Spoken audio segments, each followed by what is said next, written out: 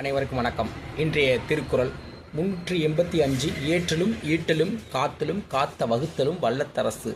முறையாக நிதி ஆதாரங்களை வகுத்து அரசாங்க கருவூலத்திற்கான வருவாயை பெருக்கி அதை பாதுகாத்து திட்டமிடலும் செலவிடுதலும் திறமையான நல்லாட்சிக்கு சிறந்த இலக்கணமாகும் என்று கலைஞர் ஐயாவின் உரையில் இது சொல்லிக்கொண்டு இன்றைக்கி பார்த்திங்கன்னா ஒரு சின்ன கதை.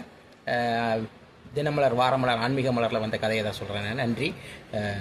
ஒரு ரோமபுரி பேரரசர் அங்கே இருக்கிற பக்கத்தில் இருக்கிற பாக்தாத் நகரை போரிட்டு அதை கையகப்படுத்தணும் அப்படின்னு நினைக்கிறார். பாக்தாத் நகர் மிகப்பெரிய செல்வ செழிப்பு மிக்க நாடு அப்படிங்கிறத சொல்கிறாங்க. அங்கே வைரம் வைடூரியம் துரோக்கம் இப்படி நிறைய செழிப்பாக இருக்குது. அப்போ அதை போய் போரிடுறதுக்கு பார்த்துட்டு வான்னு சொல்லி ஒற்றரை அனுப்புகிறாங்க. அந்த ஒற்றரை போய் பார்க்குறாரு. அங்கே பார்த்தோன்னா அங்கே மாளிகைகளாக இருக்குது. மக்கள் வாழ்கிற வீடுகளே செல்வ செழிப்பாகவும் ரொம்ப சாலைகள்லாம் மிக சிறப்பாகவும் இருக்குது. இதை பார்த்துட்டு வியந்து போகிறாரு. மக்களோட வீடுகளே எப்படி இருக்குன்னா அரசரோட வீடு எப்படி இருக்கும் அப்படின்னு சொல்லி இறங்கி போய் பார்க்குறாரு.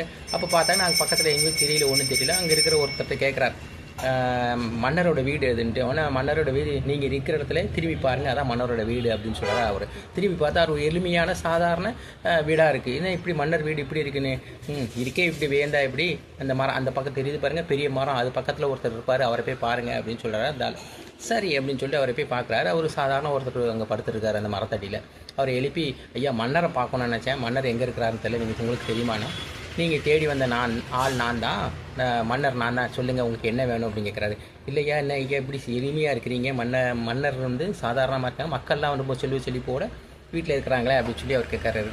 மக்கள் தான் செல்வ செழிப்போடும் நல்ல இதோடு இருக்கணும், மன்னர் அப்படி இருக்கணுங்கிறது இருக்கக்கூடாது அப்படிங்கிற ஒரு உதாரணத்துக்காக தான் நான் வாழ்ந்துக்கிட்டு இருக்கேன் அப்படின்னு சொல்லி மக்கள் மனசாட்சியோடு நான் வாழ்ந்துக்கிட்டு இருக்கேன் அப்படின்னு சொல்லி அவர் சொல்கிறாரு. என்ன வீடு அவர் நாட்டுக்கு போயிறார். ரோமபுரி பேரரசர் கேட்குறாரு, என்ன படையெடுத்து போகலாமான்னு. இல்லையா, நீங்கள் மக்கள் மனசில் வாழ்ந்துக்கிட்டு இருக்காரு அந்த மன்னர், நம்ம போராடி ஜெயிக்க முடியாத அவரை அப்படின்னு சொல்கிறார். இன்றைய திருக்குறள் நிறைவடைகிறது.